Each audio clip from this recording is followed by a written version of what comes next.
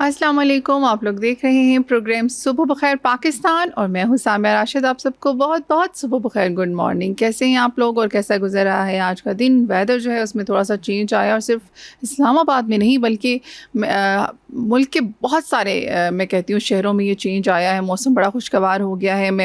कल मैं लाहौर में थी और पंजाब साइड पे भी इतनी बारिश हुई और इतना खूबसूरत था। कल तो मुझे लाहौर में लाहौर नहीं लग रहा था, तो इतना खूबसूरत वेदर इन जुलाई था। तो अपना बहुत ज़्यादा ख्याल रखें, अपने प्यारों का ख्याल रखें इस मौसम में, क्योंकि जो नशीबी इलाके होते हैं वो पानी की जब डेफिनेटली सी बात है, हमारे यहाँ थोड़ा निकासी का निज़ाम जो है वो हर जगह पर ठीक नहीं है। सेवरेज सिस्टम जो है वो एवरीवेयर जो है वो डेफिनेटली सी बात है अभी उस पर काम हो रहा है। तो अपना बहुत ज़्यादा ख्याल रखें, ख़ासतौर पर उन इलाकों में जहाँ पानी जमा हो जाता है, ताकि किसी भी किस्म के हादसे से बचा जा सके। जी, शुरू करते हैं अपने शो को तलहा अकरम की रिपोर्ट के साथ, जो कि अभी शेयर करने वाले हैं। रिपोर्टर हैं रोज़ न्यूज़ से। जी, अस्सलाम वालेकुम। वालेकुम सलाम। जी, कैसे हैं तलहा? अल्हम्दुलिल्लाह। जी, आज हम बात करेंगे जो ईरान को बैरून मुल्क अरबों डॉलर के अपने असासे जो हैं उन तक रसाई क्यों नहीं है, एक्सेस क्यों नहीं है, इस हवाले से तो क्या कहेंगे आप? बिल्कुल जी, ईरान जो है वो तवील अरसे से मुआशी बहरान का शिकार है। बिल्कुल। उसके ऊपर जो इक़्तिसादी पाबंदियां हैं, अफरात ज़र है, इसके साथ से दीगर जो इक़्तिसादी तन्हाई है उसकी और करेंसी की जो कदर में कमी है, इसका उसको सामना करना पड़ रहा है बरसों से। और जो तेल की दौलत की माला माल होने के बावजूद और इसके साथ जो उसने पिछले चंद बरसों में तेल की दौलत से जो उसने अपने असासे बनाए थे, वो बैरून मुल्क जो बैंक हैं उनमें मुंजमद पड़े हुए हैं, उन तक ईरान को रसाई नहीं है। और इसके साथ से मुंजमद असासों का जो तखमीना है उसकी जो माहिरीन बताते हैं, कोई एग्जैक्ट उसकी जो शरह तो सामने नहीं आई, लेकिन माहिरीन के मुताबिक 27 से 100 अरब डॉलर ईरान के जो मुंजमद असासे हैं वो बैरून मुल्क अकाउंट्स हैं उनमें मुंजमद पड़े हुए हैं। उनका जो तखमीना है वो 27 से 100 अरब डॉलर तक है। और इसके साथ से चीन जो है, अगर बात करें ईरान के मुंजमद असासे किस मुल्क में कितने कितने पड़े हुए हैं,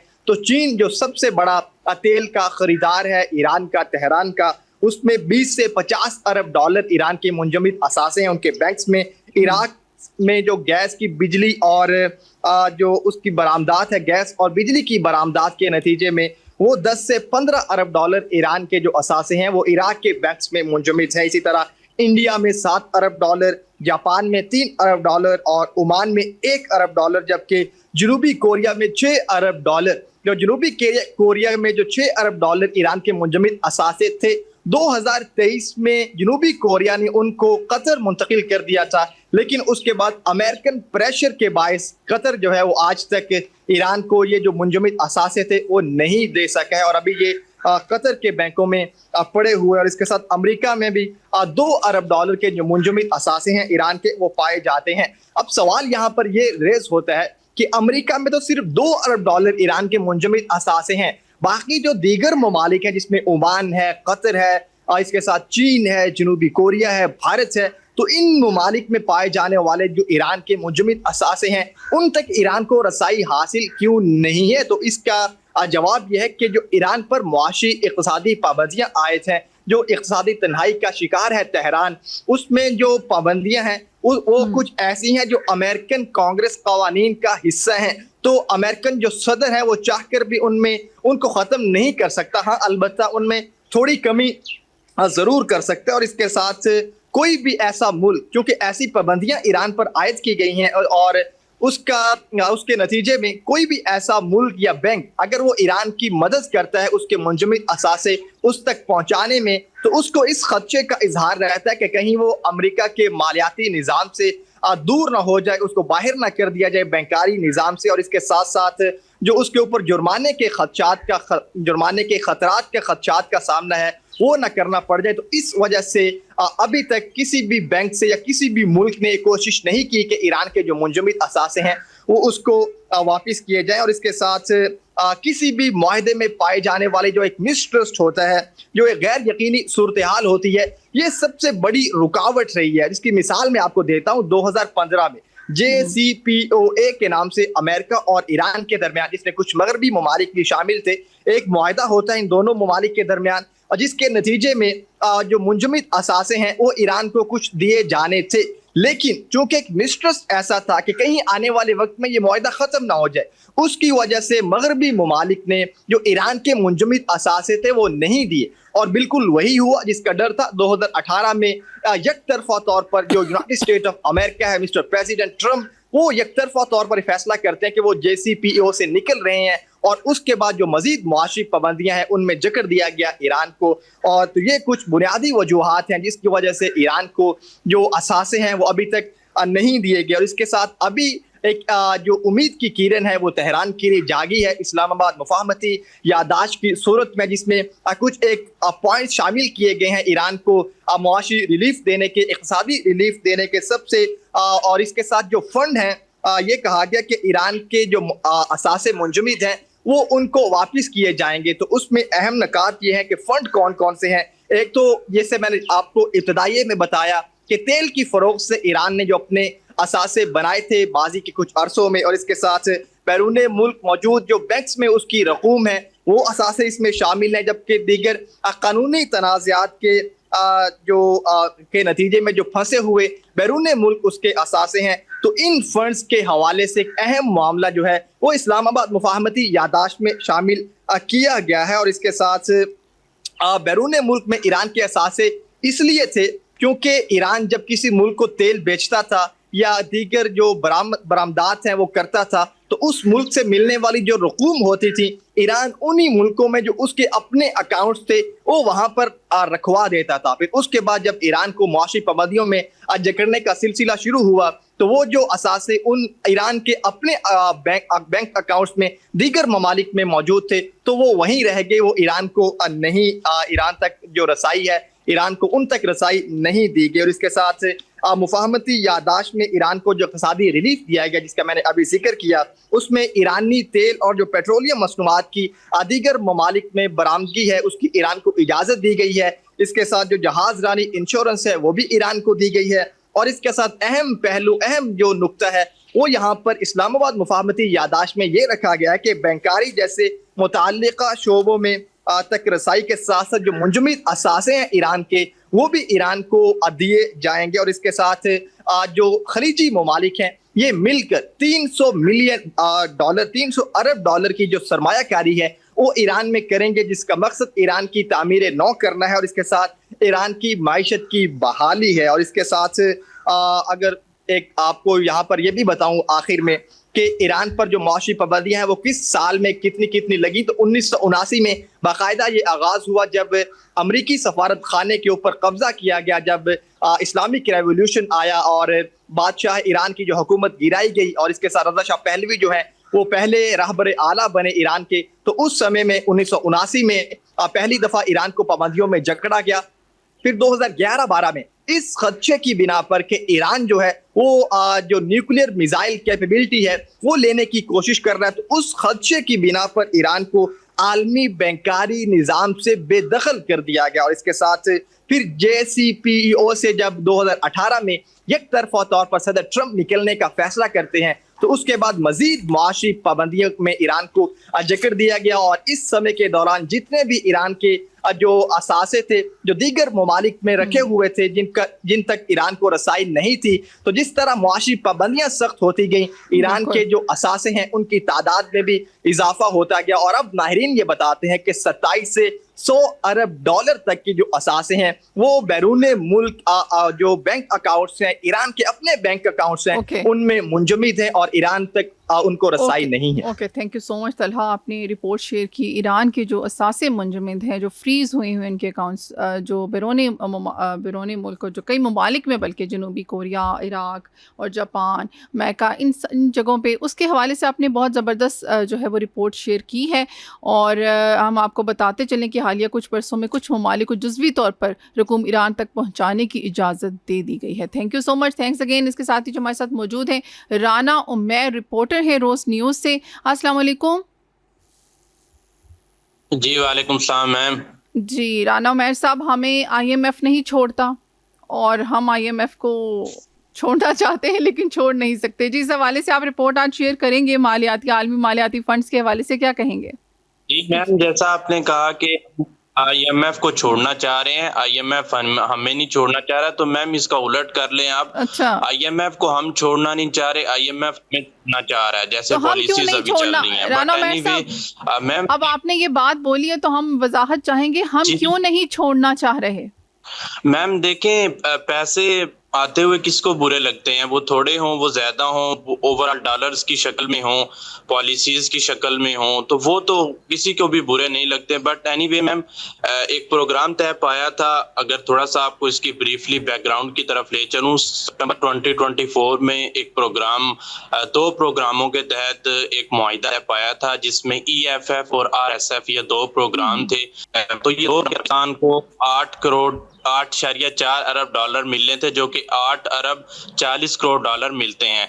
आखिरी जो किस्त पाकिस्तान को मिली थी IMF की तरफ से, वो बिफोर बजट 8 मई 2026 को मंजूर की गई थी, जो कि तकरीबन 1.2 से 1.3 अरब डॉलर थी। अब पाकिस्तान को जो टोटल अमाउंट 3 साथ पाकिस्तान को मिल चुकी हैं, वो रकम तकरीबन है 4 अरब डॉलर। अब 14 महीनों का चूंकि प्रोग्राम ये पेंडिंग है सितंबर 2027 तक। अब इन 14 महीनों के दौरान पाकिस्तान को IMF तकरीबन 3 अरब 60 करोड़ डॉलर देगा। चौथी किस्त का जो जायजा इक्तसादी जो जायजा इजलास होगा, वो सितंबर 2026 में होगा, 2 माह के बाद। और जराए ये भी कह रहे हैं कि IMF का जो मिशन है, वो सितंबर में पाकिस्तान का दौरा कर सकता है मुख्तलिफ जायजे के हवाले से। उसके बाद पाकिस्तान के लिए किस्त मंजूर की जाएगी। बट IMF की तरफ से क्लियरली दी गई है पाकिस्तान को 5 से 6, जिसमें इदारों की निजकारी है, माली इस्तेहकाम है, माली जो डिसिप्लिन है उसको बरकरार रखना है, कुदरती जो आफत हैं उनको कंट्रोल में रखना है, जैसे सैलाब हो गया, आंधी तूफान होगी, फ्लड हो गया। इसके अलावा IMF की तरफ से 2 से 3 जो कड़ी शराइत हैं वो रखी गई हैं, जिसमें टैक्स कलेक्शन बर वक्त है। उसमें पाकिस्तान को बर वक्त टैक्स वसूलियां करनी होंगी, पाकिस्तान को जो माली इस्तेहकाम है उसको बरकरार रखना होगा, पाकिस्तान की जो इकॉनमी जो ट्रेड एक्सपोर्ट के हवाले से है उनकी पॉलिसियों को तेज करना होगा। तो ये 4 से 5 चीजें की क्लियर इंस्ट्रक्शंस दी गई हैं IMF की तरफ से। चूंकि अभी 2 मंथ पेंडिंग हैं, 2 महीने के बाद IMF ने पाकिस्तान का दौरा भी करना है, उस दौरे के हवाले से ही ये तमाम जो चीजें हैं वो पाकिस्तान को रेडी रखनी होंगी। अभी मॉनसून का सीजन भी स्टार्ट हो गया और अभी आपको पता है सैलाबी सूरत हाल से भी हम हर साल के किसी न किसी हद तक 2-4 होते हैं, तो इस दफा इस हवाले से क्या इक़दामात करना होंगे? मैम, सैलाबी सूरत हाल के हवाले से IMF ने यही कहा कि IMF की तरफ से ये कहा गया कि जितने भी ऐसे कंट्रीज हैं, हम मानते हैं कि सैलाबी कंडीशंस जो हैं वो इन कंट्रीज को चैलेंजेस दरपेश होते हैं, बट इन चैलेंजेस से निपटना होगा। पाकिस्तान को इस हवाले से एक पॉलिसीज और सेमिनार मुनक्किद करने होंगे, जिसमें इन्वायरमेंटल जो मिनिस्टर हैं हमारे मुसद्दिक मलिक, उनकी तरफ से भी गुज़िश्ता हफ्ते एक प्रेस कॉन्फ्रेंस की गई, जिसमें कहा गया कि हम बाहर के मुल्कों में जाके भी इन चीज़ों पे वर्कआउट कर रहे हैं, उनसे पॉलिसीज शेयर कर रहे हैं और उनसे इक़दामात भी मजीद ले रहे हैं कि क्या क्या चीज़ें होनी चाहिए। हमारे मिनिस्टर का ये हाल है कि वो बाहर जाके इक़दामात की चीज़ें शेयर कर रहा है, ना कि अपनी कंट्री में बैठ के इतने पढ़े लोग हैं, पॉलिसी साज हैं, माहिरीन हैं, उनसे नहीं इस चीज पे ब्रीफिंग ली जा रही। इस साल भी पता नहीं, हर साल हमें देखने में आता है कि लाखों लोग बेघर जाते हैं, लाखों लोग अपनी जिंदगियों से हार मान जाते हैं, लेकिन कोई पॉलिसी सामने नहीं आती। इस दफा देखें कौन सी पॉलिसी सामने आती है, बट इस दफा IMF का प्रेरित होगा तो पाकिस्तान बिल्कुल कोई ना कोई स्ट्रक्चर को देगा। चूंकि 2 मार्च मैंने आपको बताया कि सितंबर में IMF ने दौरा करना है, जून जुलाई और अगस्त मानसून का जो सावन का महीना होता है, ये पाकिस्तान का इन्वायरमेंटल के लिए एक डेंजरस मंथ। जैसे हमारे मौसमियात तब्दीली के मिनिस्टर हैं मुसद्दिक मलिक, उनकी तरफ से भी ये कहा गया कि हम कुछ पॉलिसीज और कुछ चैलेंजेस से निपटने के लिए जो है वो चीजें हम इकट्ठी करना शुरू कर दिए हैं। बट अब देखना यह है कि हर साल हजारों लोग बेघर होते हैं, अपने घरों से बेदखल होते हैं, उनके जानवर हो गए वो मारे जाते हैं, वो अपनी जानों से भी जाते हैं। तो इस दफा हम ये देखने को मिलेगा, क्योंकि IMF प्रेशर भी है। IMF ने कहा कि जो कुदरती आफत हैं, फ्लड हो गया, इस हवाले से इनको सख्ती से अगर इससे 2 माह के बाद IMF का दौरा है पाकिस्तान को, तो इस साल में भी चांसेस हैं, चूंकि जुलाई और अगस्त महीना मानसून का होता है, बारिशें पाकिस्तान में ज्यादा आती हैं मैदानी इलाकों में जैसे स्वात इन इलाकों में, तो पाकिस्तान के लिए एक टफ चैलेंज है हर साल की तरह इस साल भी। बट देखना पाकिस्तान इस हवाले से क्या पॉलिसीज अपनाते हैं। जी बिल्कुल, thank you so much Rana Umair साहब। आपने रिपोर्ट शेयर की कर्ज़ों के हवाले से, IMF के हवाले से। आप लोगों को एक दफ़ा फिर से बताती चलूँ कि IMF के जारी EFF और RSF प्रोग्राम्स की मजमूई मालियत 8 अरब 40 करोड़ है, जिनमें से पाकिस्तान को अब तक 4 अरब 80 करोड़ डॉलर जो हैं वो जारी किए जा चुके हैं। दस्तावेज़ात आइंदा 14 माह के दौरान मज़ीद 3 अरब 60 करोड़ डॉलर फ्राहम किए जाएंगे। EFF और RSF के तहत अगला इक़्तिसादी जायज़ा जो है वो सितंबर में होगा। इसके हवाले से अभी राना उमैर साहब ने भी रिपोर्ट शेयर की है। IMF मिशन चौथे इक़्तिसादी जायज़े के लिए पाकिस्तान का दौरा कर सकता है। दोनों प्रोग्राम्स का अगला इक़्तिसादी जायज़ा, जैसे मैंने भी आपको बताया, सितंबर में एक्सपेक्टेड है, जिसके लिए IMF मिशन पाकिस्तान का दौरा भी कर सकता है। IMF ने मालियाती नज़्मो ज़ब्त बरकरार रखने, बजट खसारा कम करने, टैक्स रेवेन्यू में इजाफे और टैक्स निज़ाम में इस्लाहात पर जोर दिया है। जी, तो ये तो थी IMF के हवाले से हमने जो रिपोर्ट आपके साथ शेयर की। इसके साथ ही टाइम होता है एक छोटी सी न्यूज़ ब्रेक का। स्टे ट्यून्ड, मिलते हैं आफ्टर द ब्रेक।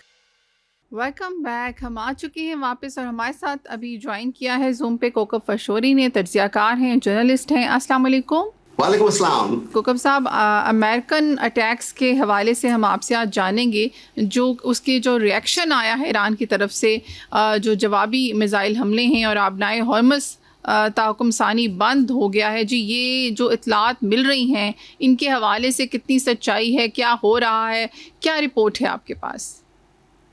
देखिए, जंग तो रुक गई थी, फिर शुरू हो गई, अब फिर रुक गई है। इस वक्त हम ये नहीं कह सकते कि बाकायदा तौर पर जंग जारी है, लेकिन हम ये भी नहीं कह सकते कि जंग मुकम्मल तौर पर रुक गई है, खत्म हो गई है। हाँ, वक्ती तौर पर हमले जरूर रुक गए हैं।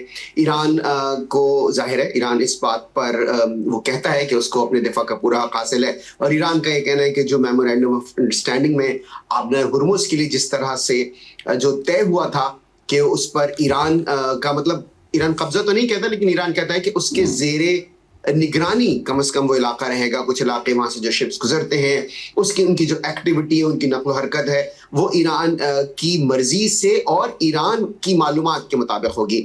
और ईरान ये कहता है कि उसने कुछ इस किस्म की एक्टिविटी जब भी वो स्पॉट करता है जो उसको लगता है कि उस MOU के बरखिलाफ है, तो फिर वो उन जो भी वेसल्स होते हैं, जो शिप्स होते हैं, उन पर ईरान जो है वो हमले करता है। जबकि अमेरिका का ये कहना है कि ईरान अपनी हुदूद से तजावुज कर रहा है। आपने हुर्मुज पर ईरान का एक्सक्लूसिव कोई राइट नहीं है, वो एक इंटरनेशनल वाटर्स का एरिया है, वहां से जो जहाज गुजरते हैं, ईरान को हरगिज यह हासिल नहीं है कि ईरान उन पर हमले करे, और उसके रद्द-ए-अमल में अमेरिका ईरान पर हमले करता है। फिर अगेन, जिसे कहते हैं एक्शन का रिएक्शन, और रिएक्शन का फिर रिएक्शन, और फिर उसके रिएक्शन में उसके रद्द-ए-अमल के तौर पर ईरान जो है अमेरिका के अड्डे, जो उनके फौजी, उनकी तंसीबात हैं, जो इलाके में उनके अड्डे हैं, वहां पर ईरान हमले करता है। तो ये एक बहुत ही गंभीर किस्म की सिचुएशन है, बहुत ही पेचीदा सूरत हाल है। और सबसे जो इसमें अगर कोई की फैक्टर है, अगर आप एक फिक्रे में मुझसे पूछें, तो वो ये है कि दोनों तरफ एतमाद का फुकदान है, दोनों एक दूसरे पर एतमाद करने को तैयार नहीं है, और इसीलिए यहाँ तक मामलात आ गए हैं। बिल्कुल ऐसे ही है जी। एतमाद तो दोनों को शुरू से एक दूसरे पर नहीं, ख़ास तौर पर ईरान अमेरिका पर ट्रस्ट करने को किसी तौर पर तैयार नहीं है। तो ये जो रिएक्शन के तौर पर ये जो भी धमकियां दी जा रही हैं, और फिर ईरान की तरफ से धमकियां आ रही हैं कि आप जो है इसके खुद जिम्मेदार होंगे, इस हवाले से क्या कहेंगे? जी बिल्कुल, देखिए, ये धमकियां अभी तक वैसे तो मुमालिक के दरमियान जब हम देखते हैं एक दूसरे को धमकियां देने का सिलसिला चलता रहता है, लेकिन यहाँ पर वो धमकियां जो है वो मुंतज हो रही हैं जंग पे, हमलों पे। तो इसलिए इन धमकियों को संजीदगी से लेना चाहिए। एक तो ये होती हैं धमकियां कि जी ज़बानी कलामी बातचीत है, चल रही है। मसलन ये कि जब कोल्ड वॉर चल रही थी और कई दहाइयों तक चली, तकरीबन 50 बरस का अरसा बीत गया, जब अमेरिका और सोवियत यूनियन का जो सब था उनके दरमियान, तो वो धमकियां देना, लेकिन कोई बाकायदा ऐसी कॉन्फ्रंटेशन नहीं हुई कि जब एक दूसरे पे हमले। प्रॉक्सी वॉर जरूर हुई, वियतनाम में अमेरिका और फिर अफगानिस्तान में रूस, सोवियत यूनियन जो जमाने का था। इस बार ये जो धमकियां हैं ये बाकायदा मुंतज हो रही हैं हमलों पे, लड़ाई में, जानें ज़ाय हो रही हैं, माली नुकसान तो बहुत बड़े पैमाने पर हो रहा है, पूरी दुनिया की मईशत के इस पर असरात जो है वो इसके असरात जो है पूरी दुनिया की मईशत पर हो रहे हैं। तो ये एक तबाहकुन सूरत हाल है और इसलिए ये जो अल्फाज एक दूसरे के खिलाफ धमकी आमेज फ़िक्रे जो कहे जाते हैं उनके नताइज निकलते हैं, वो हवाई बातें नहीं हैं, वो खाली धमकियां नहीं हैं। ओके बिल्कुल ऐसे ही है। अच्छा, इस पूरी सिचुएशन में आप ओमान को किस लेवल पर देख रहे हैं और किस तरह से देख रहे हैं, किस एंगल से आप देखते हैं कि वो वर्क कर रहा है? देखिए, ओमान का किरदार अब तक तो मुस्बत रहा है, ना अमेरिका को ओमान से इस नौयत की कोई शिकायत है, ना ईरान को, क्योंकि ज़ाहिर है ईरान उसको एक तरह से इस मामले में तो अपना पार्टनर समझता है कि वो आबना हुर्मुज़ के मामले पर उनके साथ कुछ न कुछ काम कर सकते हैं। तो ओमान इस लिहाज से फिर ये है कि अब इस दफ़ा अब हम इस तरह से भी कुछ सुन रहे हैं कि कुछ सालसी के जो मामला थे उसमें भी शायद ओमान कुछ आगे बढ़कर, और तेहरान की तरफ से ये बयान भी आया है कि वो ओमान और ईरान को इसके ऊपर जो है आबनाए हुर्मुज़ के मुस्तकबिल का फैसला करना चाहिए। जी बिल्कुल, जैसे कि मैंने गुजारिश की कि ईरान अपना पार्टनर समझता है उसको इस मामले में, आबना हुर्मुज़ के मामले में कम से कम, और अमन की जो काविशें हैं उसमें भी ओमान कोई ना कोई किरदार अदा कर सकता है। तो और इस दफ़ा तो सुनने में कुछ इस तरह से भी आ रहा है, कुछ इस तरह की भी खबरें हैं कि जिस तरह से कतर ने पिछली दफ़ा एक किरदार अदा किया था, लेकिन ज़ाहिर इस दफ़ा हम देखते हैं कि जब MOU की दस्तखत के बाद कतर पर भी हमले हुए, और तो इसलिए ओमान उभर कर सामने आ सकता है। लेकिन वंस अगेन आखिरी जिसे कहते हैं at the end of the day ये तो अमेरिका और ईरान के ऊपर ही है कि वो किस तरह से इस मामले को, इस गुत्थी को सुलझाते हैं, इस बंद गली में जिसमें इस वक्त पूरी दुनिया की मईशत, ग्लोबल ऑयल प्राइसेस पहुंच गई हैं, उससे निकालने में किस तरह से अमेरिका और ईरान अपना किरदार अदा करते हैं। जी, आपने ग्लोबल इकोनॉमी की बात की, उसके हवाले से क्या एनालिसिस है आपका? देखिए, बहुत ज़्यादा मनफी असरात हैं पूरी दुनिया की मईशत, क्योंकि तकरीबन 20% से ज़्यादा जो ऑयल की ट्रेड है वो आबना हुर्मुज़ से होती है। जब आलमी मंडी में तेल की किल्लत होती है तो जाहिर है कि उससे प्राइसेस बहुत ऊपर चली जाती है। वो मुल्क जो कि बराह रास्त आबना हुर्मुज़ का इस्तेमाल नहीं भी करते उन पर भी असर पड़ता है, क्योंकि जो पूरी दुनिया का जो ऑयल का ज़ख़ीरा है वो तो वही ऑयल मार्केट है, वहाँ पे स्टॉक पूरी की दुनिया का जमा होता है, और जब वहाँ पर किल्लत होती है दुनिया के बहुत से बड़े ऑयल जो प्रोड्यूसर्स हैं उनका तेल वहां से गुजरता है। दुनिया के बहुत से ममालिक हैं, मतलब चीन इस वक्त दुनिया की दूसरी बड़ी मईशत है अमेरिका के बाद, उसका बहुत हद तक ऑयल जो है वो वहां से गुजरता है। यकीनी तौर पर चीन को उस तरह की दुश्वारियां नहीं है, लेकिन फिर भी जब खत्ते में कशीदगी हो, जब सूरत हाल इस तरह की हो तो फ्री फ्लो नहीं होता, इंश्योरेंस के रेट्स बढ़ जाते हैं। फिर ईरान की खुद की, हालांकि ईरान काफ़ी हद तक दुनिया की जो मंडी थी उससे कटा हुआ था, लेकिन ईरान दूसरे ममालिक को तो ऑयल बेचता था, वो उसकी किल्लत भी ज़ाहिर इस वक्त हो गई है। और फिर आबना हुर्मुज़ को ईरान की तरफ से दोबारा बंद किए जाने की इत्तलात, फिर ज़ाहिर अमेरिका की जानिब से ये कहा जाना कि वो ब्लॉकेट कर देंगे, इससे जो स्टॉक मार्केट है उसमें एक नर्वसनेस होती है। और हमने देखा है कि ट्रिलियंस ऑफ डॉलर्स, यानी ट्रिलियन इतना बड़ा नंबर है कि पूरे मुल्कों की मईशत उतनी बड़ी नहीं होती, यानी कि पाकिस्तान की जो कुल इकॉनमी है वो 450 के करीब है बिलियन में, ट्रिलियन का तो नंबर बहुत कम ममालिक ही क्रॉस कर पाते हैं। तो अभी सोचिए इतने बड़े नुकसान होते हैं स्टॉक मार्केट में, फिर जब ग्लोबल मार्केट में ऑयल प्राइसेस बढ़ती हैं तो फिर पूरी दुनिया में इन्फ्लेशन का जो है वो उसका इन्फ्लेशन आ सकता है, जो कि अभी हमने देखा कि बहुत हद तक आया। और बहुत से माशी माहिरीन ये भी कहते हैं कि अभी तो दुनिया ने पूरी तरह से वो असरात देखे ही नहीं है, क्योंकि असरात आहिस्ता आहिस्ता आते हैं, एकदम से जो असरात आते हैं वो तो आ ही जाते हैं, लेकिन इसके दूररस नताइज भी बहुत ही भयानक साबित हो सकते हैं। बिल्कुल ऐसे ही है। अच्छा, इस सारी सिचुएशन में हम डेफिनेटली जो मेन कॉज है, जो रूट कॉज है इज़राइल, उसको हम नहीं भूलते। तो इज़राइल का आप नेक्स्ट स्टेप क्या समझते हैं इस सारी सिचुएशन में, क्या हो सकता है? क्योंकि उससे हम किसी अच्छे की उम्मीद तो लगा नहीं सकते, तो वो क्या उसका नेक्स्ट स्टेप होगा? क्योंकि आप देखें वो जो लेबनान पे अटैक्स कर रहा है, वो जो दूसरी सिचुएशन में उसको ये बहुत बुरा लग रहा है ईरान और अमेरिका के दरमियान जो माहदे होते हैं, तो इस हवाले से क्या कहेंगे?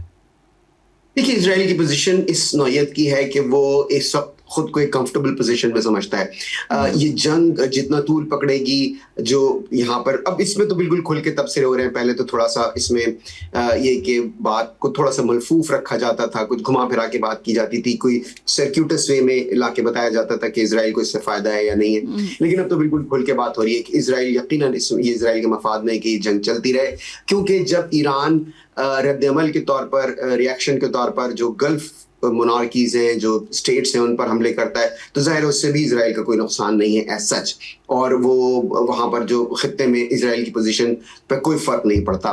और इजराइल इसी तरह से लबनान पर अपना जो भी उनकी कार्रवाई है वो उसको उन्होंने जारी रखे हुए हैं। गजा का मामला तो जाहिर है आपके इल्म में ही है कि वहां पर किस तरह से इजराइल ने उस मामले को पूरे को टैकल किया। तो इजराइल पर बहुत शदीद तनकीद हो रही है, पहले गजा के मामले में हुई और अब ईरान का जो पूरा का पूरा मामला है, क्योंकि जितनी दफा भी यहाँ पे बात आई कि ईरान ने जब भी ये शर्त आयद की कि लबनान जंगबंदी का हिस्सा होगा, उसके बाद हम देखते हैं कि इजराइल लबनान पर हमले अपने जारी रखता है, ना सिर्फ जारी रखता है बल्कि उन पर शिद्दत भी ले आता है। उस पर सदर ट्रंप ने बहुत शदीद तनकीद की, उस पर नायब सदर अमेरिका के जेडी वेंस उन्होंने बहुत शदीद तनकीद की। और इस दफा हालांकि अमेरिका ने सालसी का किरदार अदा किया, अमेरिका ने लबनान और इजराइल की हुकूमतों को बिठाकर उनको बात करा दी, तय हो गया कि अब हमले नहीं होंगे, लेकिन फिर भी हमले जारी हैं। तो इस मामले में पूरे जो मुबस्सिरीन हैं, इवन यहाँ वाशिंगटन में भी, वो भी इजराइल के किरदार को बहुत मनफी किरदार के तौर पर देख रहे हैं। बिल्कुल, इजराइल जो है वो जिस तरह खुलकर सामने आया और जिस तरह से उसका जो इमेज जो है वो पूरी दुनिया के सामने आ चुका है, उसकी रियलिटी। अच्छा, इस सारे सिनेरियो में डेफिनेटली अगर हम इजराइल की बात करते हैं तो इंडिया भी हमारे माइंड में आता है, जो हमेशा बैक पे प्ले करता है, बहुत ही कोवर्ड किस्म का मुल्क है, तो उस हवाले से क्या कहेंगे? देखिए, इंडिया इस मामले में इंडिया की कोई बहुत ज्यादा इन्वॉल्वमेंट इस तरह से तो नहीं हुई कि वो किसी एक साइड पे खड़ा हो। हाँ, उससे ईरान पर हमला होने से एक रोज कबल भारतीय वजीर आजम को जो दौरा इजराइल था, जाहिर है उसने बहुत ज्यादा मनफी असरात डाले। भारत डिप्लोमेटिकली काफी हद तक उसको सुक्की का सामना करना पड़ा, उसे हजीमत उठानी पड़ी, क्योंकि भारत खुद को हमेशा उस खित्ते की एक अहम ताकत के तौर पर पेश करता था। मसलन ये कि हमने देखा कि इस पूरे मामले में ईरान ने चीन से बात की, ईरान ने रूस से बात की, जो कि बराह रास्त इस तनाज़े का हिस्सा नहीं थे। पाकिस्तान तो जाहिर है बिल्कुल ही फ्रंट एंड सेंटर था, बहुत ही नुमाया किरदार था पाकिस्तान का और बहुत ही काबिल सताइश किरदार था पाकिस्तान का। लेकिन आप देखिए कि इस पूरे के पूरे मामले में भारत कहीं नजर नहीं आया। तो भारत को इस लिहाज से तो बहुत ज्यादा हजीमत सुबकी उठानी पड़ी, शर्मिंदगी उठानी पड़ी कि वो इस पूरे मामले में कहीं फीचर ही नहीं कर रहे थे, जबकि वो खुद को एक रीजनल सुपर पावर के तौर पर पेश करते हैं। तो अगर आप उस रीजनल सुपर पावर अगर आप अपने आप को पेश कर रहे हैं या बनना चाहते हैं या बनने की तमन्ना रखते हैं, तो फिर आपका वो मकाम भी होना चाहिए, जो कि भारत का बिल्कुल भी नहीं है। भारत ने खुलकर कोई किरदार अदा नहीं किया और ना ही वो करने की पोजीशन में है, और ना ही उनको इस पूरे के पूरे मामले में किसी ने मदऊ किया। इससे भी भारत की जो अहमियत है उसका अंदाजा होता है कि उसकी कितनी कम अहमियत है, कि जिस तरह से कि मैंने कहा कि चीन को और रूस को, और वहां पर जाकर उन्होंने कोशिश की ईरान में, जाहिर है कि पाकिस्तान तो इस पूरे मामले में है ही है, लेकिन भारत को किसी ने भी इस काबिल नहीं समझा कि वो इस मामले में कोई किरदार अदा कर सकें, और जाहिर है ये भारत के लिए एक हजीमत की बात है। बिल्कुल ऐसे ही, लेकिन भारत हमेशा से बैक पे प्ले करता है, इसलिए उससे हम कोई अच्छी एक्सपेक्टेशन उससे भी नहीं रख सकते। जैसे इजराइल है वैसे ही हम इंडिया को भी उसी तरह कंसीडर करते हैं, क्योंकि उससे भी फसाद के अलावा कभी हमने नहीं देखा कि कभी उसने कोई सही चीज़ की तरफ या पॉजिटिव कोई जो है वो स्टेप लिया हो। तो इस सारे सिनेरियो में आपने बात की अभी रशिया की और चाइना की, तो अगर फ्यूचर में खुदा न खास्ता ये जो मुज़ाकरात हैं ये थोड़ी सी तवील मुद्दत इख्तियार करते हैं, तो आप रशिया का और चाइना का क्या रिएक्शन देखते हैं? देखिए, बिल्कुल उनको स्टेप फॉरवर्ड करना पड़ेगा। रूस को तो हम नहीं कह सकते, क्योंकि रूस तो खुद भी बुरी तरह से यूक्रेन की जंग में फंसा हुआ है। एज वी स्पीक टुडे, आज भी दोनों वाले के दरमियान हमले हुए हैं, रूस ने किए हैं यूक्रेन पे हमले। तो वहां तो जंग, वहां भी अभी कुछ दिन पहले जो कि कुछ ऐसा लग रहा था कि शायद रैप अप हो जाए मामला, लेकिन अब वहां भी शिद्दत आ गई है। तो रूस तो उस मामले में फंसा हुआ है। चीन का किरदार बहुत ज्यादा अहम है, क्योंकि चीन जाहिर है ईरान का सबसे बड़ा ट्रेडिंग पार्टनर है, वो सबसे ज्यादा तेल खरीदता है, एक ग्लोबल पावर है, सुपर पावर है ग्लोबल एक इस वक्त अमेरिका के बाद, और अनकॉन्ट्रोवर्शियल है। चीन की कोई कंट्रोवर्सी उस तरह की नहीं है कि जिस तरह से इस वक्त रूस फंसा हुआ है यूक्रेन में, वो वाले मामला भी नहीं है। फिर जाहिर है पाकिस्तान जो कि बिल्कुल लीड कर रहा है फ्रंट से, तो चीन और पाकिस्तान की दोस्ती और जो उसके ताल्लुकात हैं वो तो खैर बहुत ही ज्यादा मिसाली हैं। तो इसलिए चीन उसमें भी बिलवास्ता भी किरदार अदा कर सकता है। फिर जितनी जो गल्फ स्टेट्स हैं वहां पर भी, जिस तरह से कि अमेरिका को इजराइल का पार्टनर समझा जाता है और अमेरिका तो इस मामले में खुद भी फरीक है सुपर पावर के तौर पर, तो इसलिए चीन एक गैर जानिबदार उसका जो आप ये समझ सकती हैं कि किरदार हो सकता है कि वो किसी ना किसी तरह से इस मामले में किरदार अदा करे इस वक्त भी। और अगर जैसे कि आपने कहा कि खुदा न खास्ता जंग तूल पकड़ती है, मजीद हालात खराब होते हैं, तो और ज्यादा चीन का किरदार अहम हो जाएगा। रूस शायद कोई मुस्बत किरदार इसमें अदा ना कर सके क्योंकि वो खुद अपने मामलात में फंसा है। ओके तो आपने अभी खुद भी कहा जैसे पाकिस्तान और चाइना की दोस्ती जो है वो वाकई मिसाली है, लेकिन ये दोस्ती बहुत सौ को खटकती भी है। तो अभी जो पाकिस्तान की हैसियत इस सारे सिनेरियो में अमेरिका और ईरान के हवाले से देखा जाए और इसराइल की जो ट्रायंगल है इसमें पाकिस्तान ने जो अपना रोल प्ले किया है वो पूरी दुनिया ने बहुत अप्रिशिएट किया है। तो आप पाकिस्तान की मज़ीद क्या देखते हैं कि किस तरह के वो स्टेप्स लेंगे हम अब इन फ्यूचर? देखिए, पाकिस्तान ने इस दफा जो किरदार अदा किया ईरान के मामले में, ये ही पाकिस्तान का रोल होना चाहिए, एक आज़ादाना खारजा पॉलिसी।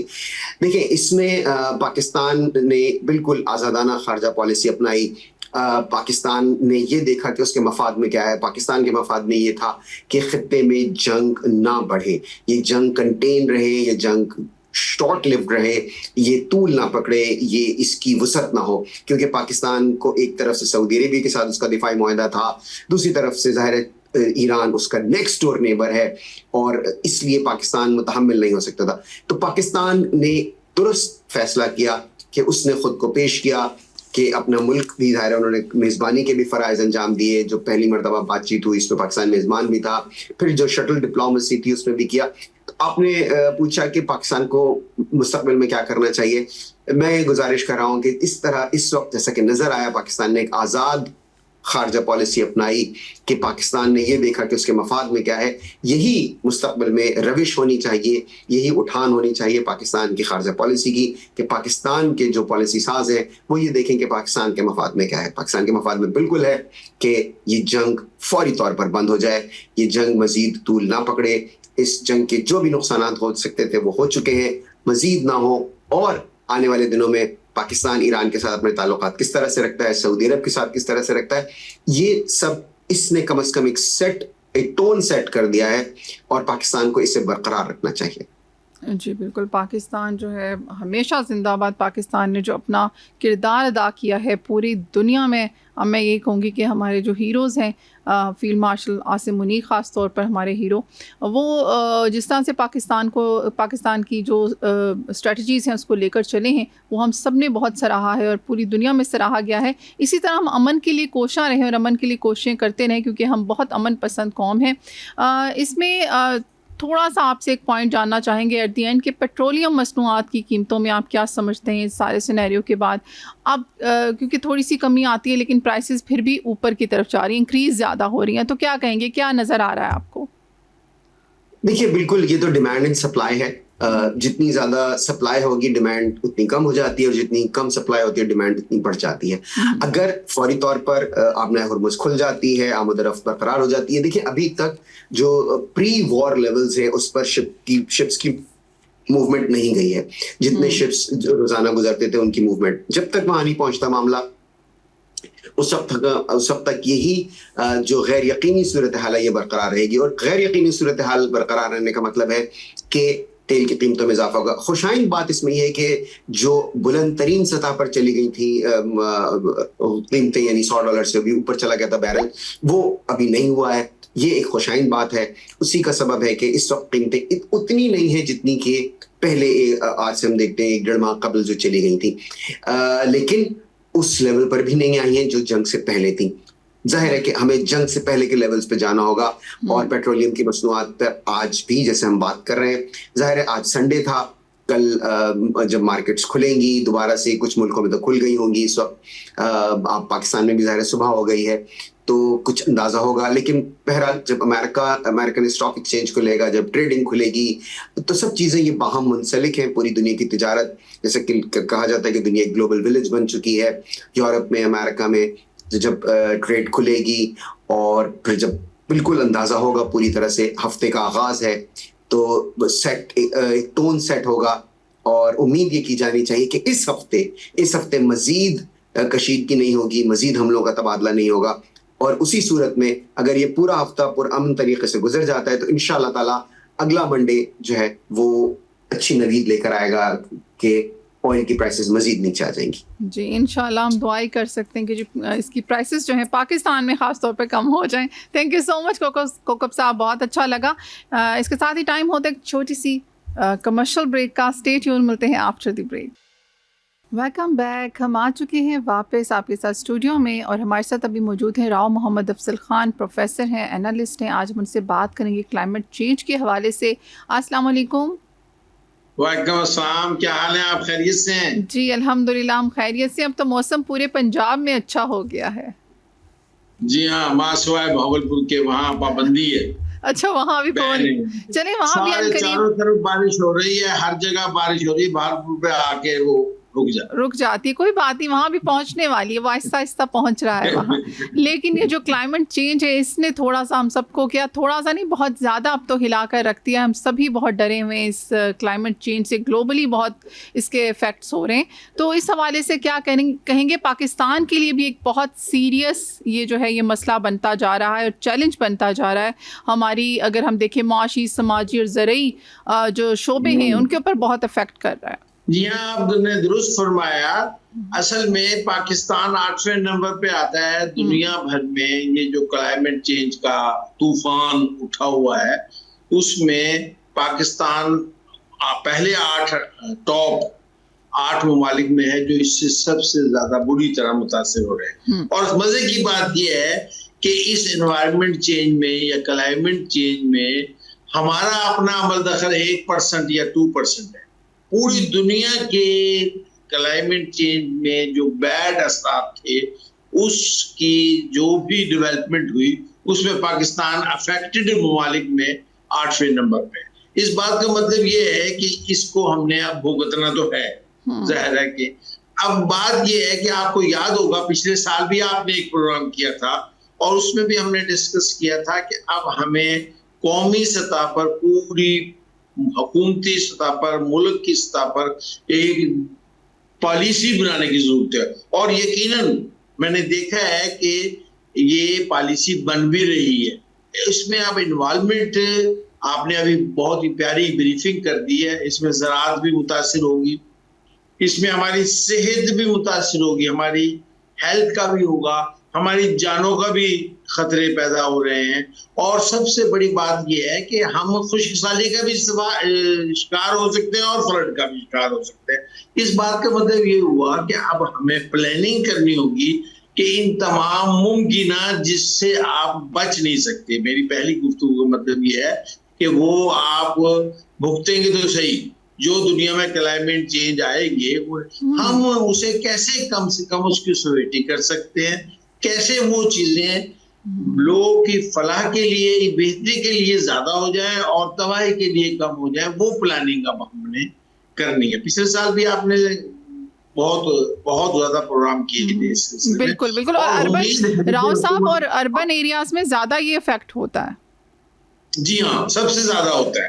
अच्छा, फिर उधर से ये होता है कि जब ये बारिशें हो जाती हैं तो कई शहर हमारे ऐसे हैं, बारिशों से स्टार्ट कर लेते हैं।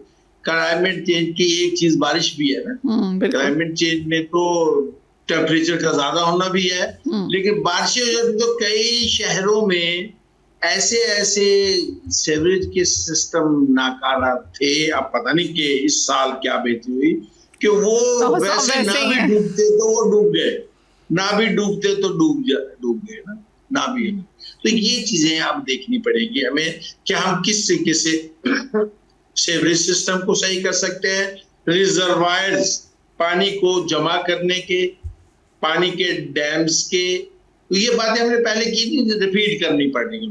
और खास तौर पर हमें जो दरिया हैं हमारे जितने भी, चाहे वो हमारे हिस्से के हैं, सतलुज, चनाब और जेहलम, चाहे वो इंडिया से आने वाले हैं सतलुज, ब्यास और रावी, उनके जो पुल हैं, जो रास्ते हैं, जो हेड्स हैं, उसमें से रेत की सफाई का काम पहले करना चाहिए। अब वक्त है।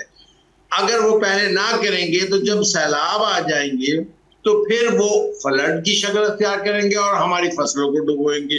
फसलें डुबोने का मतलब कि किसान भी मरेगा, हम भी मरेंगे। किसान मरने का मतलब आगे ये नहीं समझे कि उसका नुकसान हो जाएगा, पूरे मुल्क में खुराक की कमी हो जाएगी। अगर टेम्परेचर हाई होते हैं इससे, उससे ग्लेशियर आपके खत्म हो जाएंगे तेजी से। फिर जब वो बर्फ बनेगी नहीं तो कुछ अरसे के बाद आप कहत साली के या खुश्क साली का शिकार हो सकते हैं।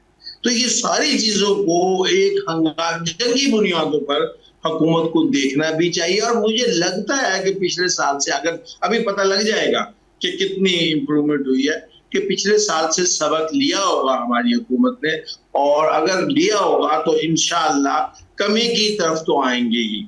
पूरे काबू पाते पाते तो 5 साल लग जाएंगे इस मामले में, लेकिन अगर हम सही प्लानिंग पे चले, देखिए चाइना ने कितने कितने रिजर्वायर बना लिए, कितने वहां भी फिर भी सैलाब आ जाते हैं, ऐसी कोई बात नहीं, क्लाइमेट चेंज से तो नहीं बच सकते। लेकिन ये है कि आप बारिशें हैं, बारिशें को पानी को पीने के लिए इस्तेमाल कर सकते हैं। जमीन की सतह नीचे हो गई है पानी की, उसको ऊंचा करने के लिए ड्रिपिंग और वो लगाकर आप पाइप वो कर सकते हैं। ये सारी चीजें बड़े टेक्निकल तरीके से सबको पता है, और मैं वो डिस्कस नहीं करना चाहता, आपका वक्त जाया होगा। वो अगर देखा जाए तो कौमी सतह पर हर जगह ये अमल शुरू कर दे चले। अगर खुदा ना खास्ता इस साल वो पूरा नहीं, 1 साल में अगर खुदा ना करे फिर जितने सैलाब आ जाए, जितनी ड्राउट आ जाए, उसका इलाज होगा। ड्राउट आ जाएगा तो आपकी जमीन में पानी की सतह इतनी होगी कि आपके ट्यूबवेल आप पाशी कर सकेंगे। सैलाब आ जाएगा तो आपके रिजर्वायर, डैम्स वो ऐसे होंगे, उसे या चैनलाइज करके, जैसे मैंने भी कहा कि रेत हटा दी जाए, चैनलाइज करके एक्स्ट्रा पानी को समुद्र तक पहुंचा देंगे सेफ, या फिर ये है कि वो रिजर्व होके बाद में आपाशी के काम आ जाएगा। लेकिन 1 साल अगर पूरी कौम इस पे अच्छा बजट और बेहतरीन प्लानिंग के साथ लगा दे तो अगले साल हम इतने खौफजदा नहीं होंगे जिस तरह मैं और आप आज बैठे हैं कि अगर खुदा ना खास्ता बारिशें बहुत ज्यादा हो गई, फ्लड आ गए तो हमारा क्या बनेगा।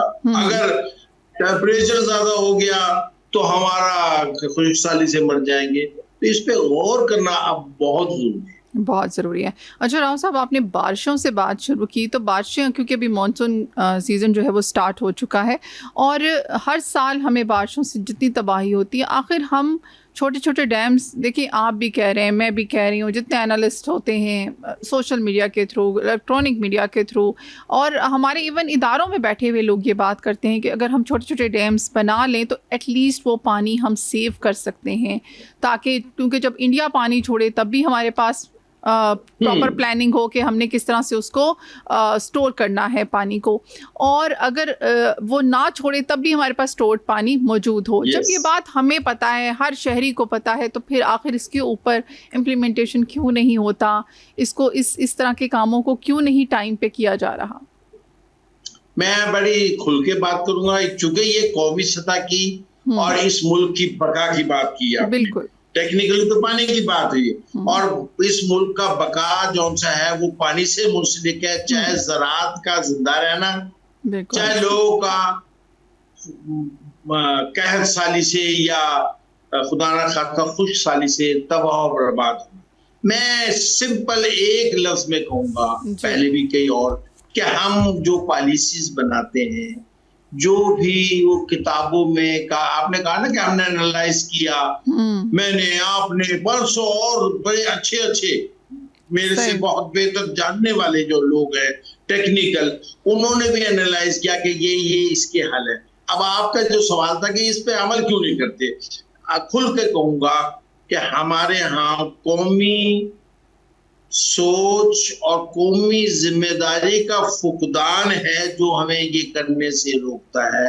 अगर हम इस मुल्क को ऐसे समझें कि इसके मुल्क के दिफा की तरह इसके मुल्क के लोगों की हिफाजत, सेहत और ये पानी का सारा बंदोबस्त सही करना भी दिफा में शामिल कर दें, तो हम एक ऐसी पॉलिसी बनाने में नाकाम रहे जो किताबों में तो बहुत अच्छी बनी हुई है। ये सारी बातें जो मैं आप कहते हैं सबको पता है, लेकिन उसे इम्प्लीमेंट करने में हम बददियानती भी कह सकते हैं, नाअहली भी कह सकते हैं, या इंटरेस्ट का यानी जाती इंटरेस्ट को कौमी इंटरेस्ट पे फौकियत देना भी कह सकते हैं। सकते। मैं बार बार कहता हूं कि जब तक हम अब कौम नहीं बनेंगे, जब तक हम अपने मुल्क के तमाम इंटरेस्ट को अपनी जाती इंटरेस्ट से ऊपर न कर लें, जैसे कि उल्ट करते चले आए हैं हमने। बहुत ये छोटे डैम वाली बात है, ये आज से है, ये तो 20, 25, 30 साल पहले जब ये आपको याद होगा लोड शेडिंग का कंसेप्ट आया था कि लोड शेडिंग भी हो रही है, तो सारे वो कालाबाग डैम पे सियासत हो गई, छोड़े उसे। मैंने जब भी कहा था कि छोटे छोटे डैम इतनी अक्सरियत से और दुनिया ने बनाए हैं, इतने बना लें कि वो अपने अपने इलाकों की जरूरतें पूरी करती चले जाएं, तो फिर जाहिर है कि आप पे बिजली का बोझ कम हो जाएगा। आपने वो IPP वो क्या उन से पावर प्लांट्स जो जिनके ऐसे पावर प्लांट मौजूद हैं अब कि जिनके पे आप कर रहे हैं उनसे बिजली नहीं ले रहे, ये ध्यान रखिए। अगर छोटे डैम इतने ज्यादा बने हुए होते तो आधा बिजली का मसला भी आपका खत्म होता, पानी का भी रिजर्वायर्स बढ़ जाते। और तीसरी अहम बात जो सी है कि ये जो अब सोलर वाला प्रोग्राम है, इसको भी खुदा के लिए कौमी प्रोग्राम समझे, इसमें रुकावटें ना डाले लोग, ताकि ट्यूबवेल भी लगा सकें, लोग बिजली भी पैदा कर सकें लोग। तो जब ये तमाम चीजें कौमी सतह पे पॉलिसी बन जाएंगी तो आप वाली ये बात नहीं रहेगी। इंशाल्लाह हम सैलाब पे भी काबू पा लिया करेंगे इंडिया, बल्कि हम दुआ करेंगे कि इंडिया के पास जितना भी पानी हो वो अपने दरियाओं का भी हमें दे, हम उसको इस यूटिलाइज कर सकेंगे। और जो पानी हमारे किसी काम का भी ना हो तो हमारी जमीन की में पानी की सतह को बुलंद करने के काम आया करेगा, जो हमें फिर जब खुशहाली होगी तो हम ट्यूबवेल के जरिए उसे दोबारा ले सकेंगे। तो अब सिर्फ और सिर्फ इम्प्लीमेंट करें वो लोग जो बैठे हैं, और जो लोग इसमें रुकावट है किसी जात, उन्हें मुल्क दुश्मनी में अगर शुमार करना शुरू कर दें तो यकीन रखें मसला हो जाएगा। और अगर समझे में कोई बात नहीं है तो वो महकमा है, उस महकमे का सर यानी क्या, यानी कौमी दुश्मनी है जो लोग अब इस मामले को पूरी संजीदगी से नहीं ले रहे। उन सारे नहीं होंगे, वो बेचारे कहते होंगे, हो सकता है उनका चलता ना हो।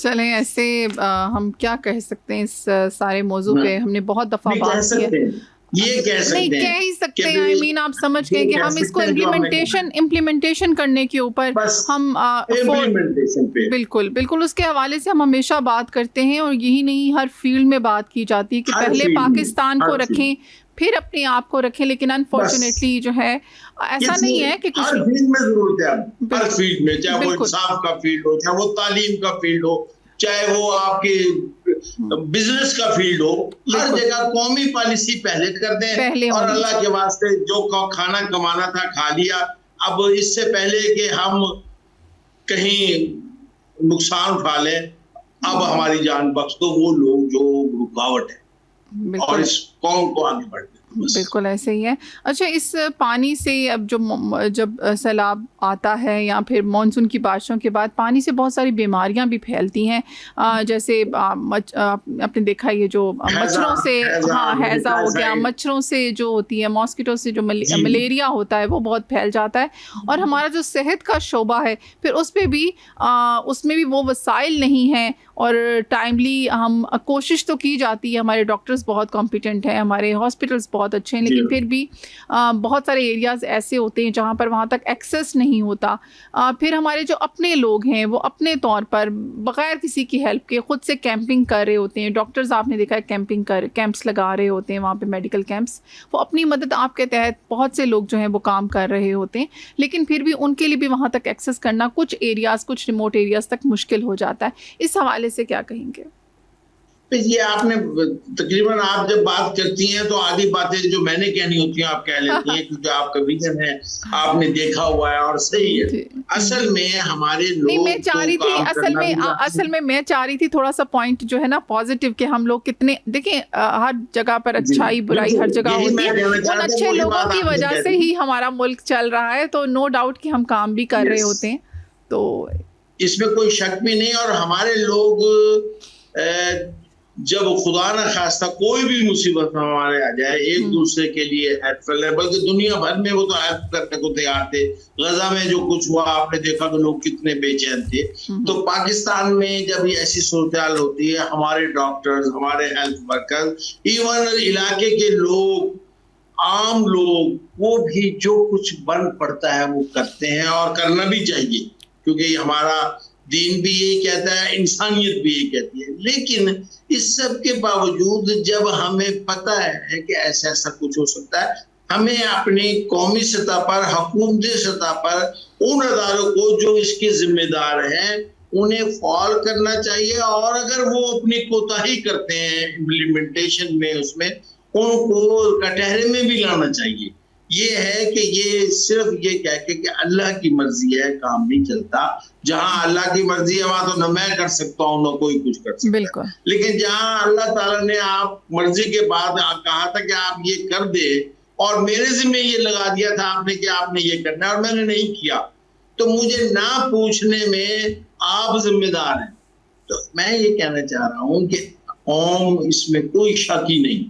और देखिए कैसे कैसे पिछले सैलाब में कितने बेहतरीन तरीके से, पंजाब में खासतौर पर बहुत मुश्किल सूरत हाल थी आपके, लेकिन कैसे कैसे जान जोखिम में डाल के जो काम करने वाले थे, जो हमारे सैलाब से मुतासरा डीसी, एसी, डॉक्टर्स, इवन आम लोग, उन्होंने किस तरीके से काम किया और बहुत जानें बचाई, इवन जानवरों तक की जानें बचाई।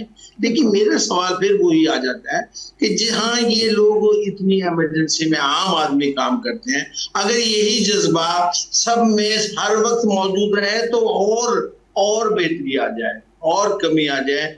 नागहानी चीजों से बचा तो नहीं जा सकता, लेकिन नागहानी की चीजों के बुरे असरात कम किए जा सकते हैं, उसकी और मैं गुफ्तगू कर रहा हूँ, आप भी गुफ्तगू कर रहे हैं, इसमें कोई शक नहीं। जी राव साहब, सिंध ताश मुआहदे की तरफ आते हैं, क्या समझते हैं आप इस हवाले से? वो देखें, ये आपने वो सिंध ताश मुआहदा जो सा है वो आपके इल्म में है कि इंडिया ने एक,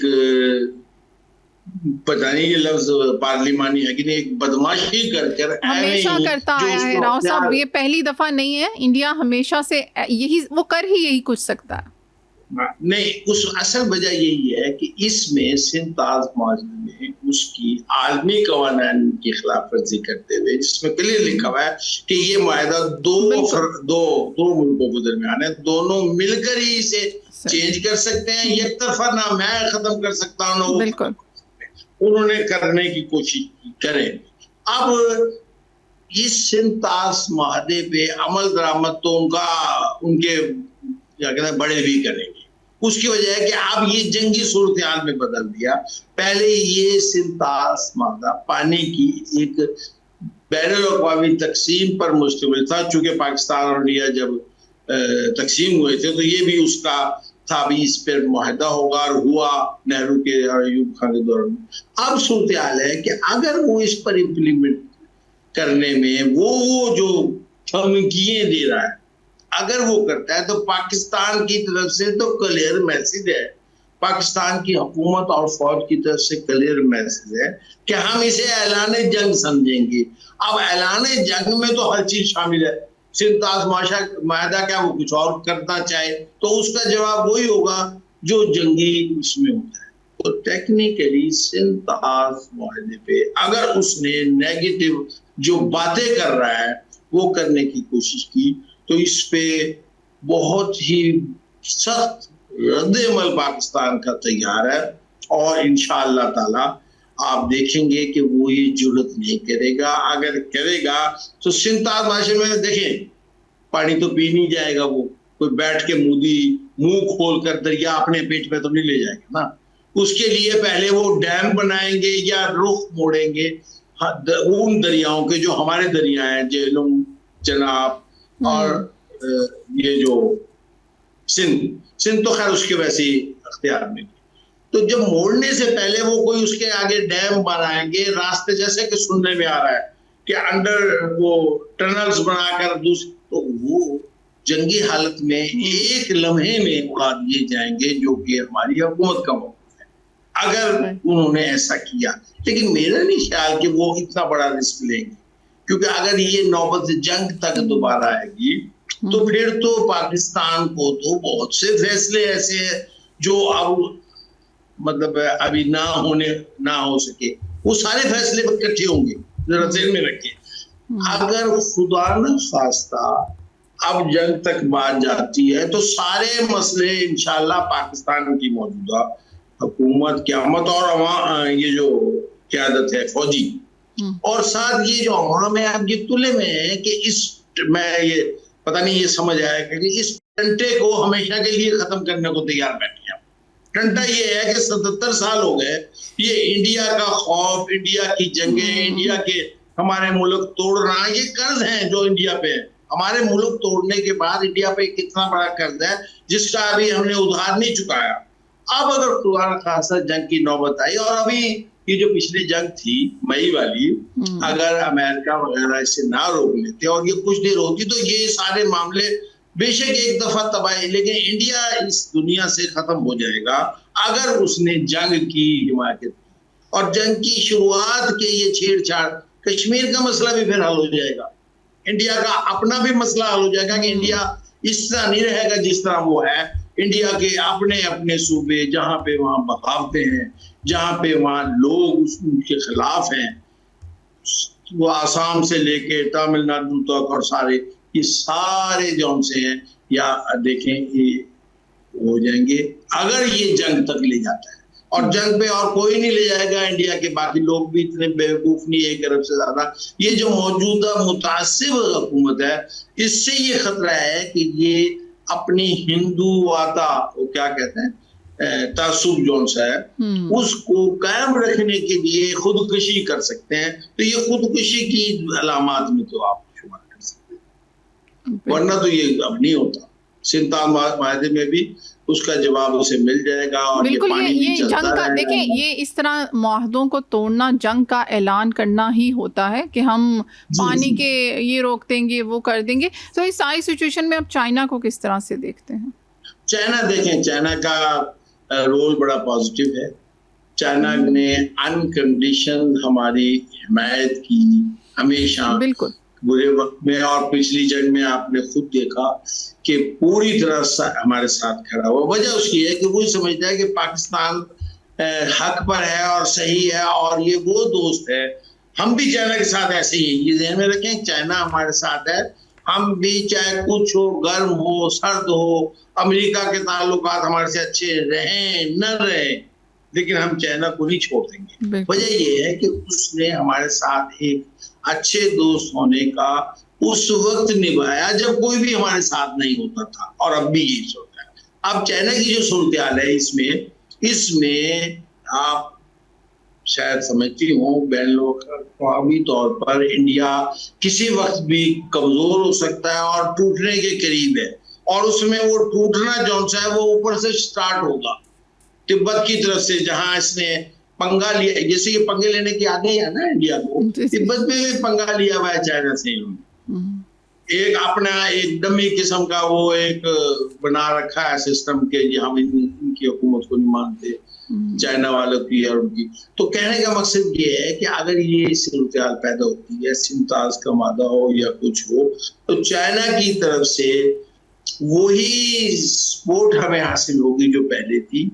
और चाइना उसका पानी तो नहीं रोक सकता, लेकिन अगर वो कुछ दरिया हमारे नहीं, इंडिया के जो दरिया गंगा और जमुना जो उधर से आते हैं, अगर यही काम जो इंडिया हमें कहता है, वहां माहिदा नहीं है, जेहन में रखें, उसे पूरा आकर वो वहां से पानी रोक रहा, तो इंडिया तो वैसे ही डूब जाएगा, और डूबने से माना कहत से डूब जाएगा। उसकी वजह है कि अगर वही काम वो कर ले, और वो कर भी सकते हैं, तो फिर ये इनके तो पानी हमारे जेलों और चराब का रोकेंगे, तो क्या सतलुज से और रावी से तो जिंदा नहीं रहेंगे, ये गंगा और जमुना इनके अगर। तो इसलिए चाइना कुछ भी कर सकता है अगर इंडिया अपनी इन पॉलिसियों पे ना आया कि मुतदिल तरीके से दूसरों को भी जीने दे और आप भी जिए। बिल्कुल राव साहब, जी राव साहब, थैंक यू सो मच। बिल्कुल सही कहा आपने, अगर वो अपनी हठधर्मियों से बास नहीं आया तो हमें उसे बास करवाना आता है।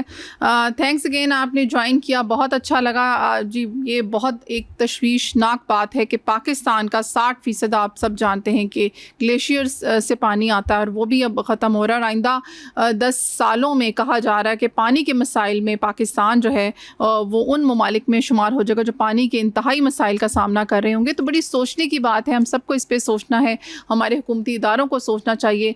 तो इस रिपोर्ट के साथ और एक छोटी सी बात के साथ कि पॉजिटिव रहें, खुश रहें, अपना और अपने प्यारों का ख्याल रखें, आपसे इजाज़त चाहूँगी। अल्लाह हाफ़िज़।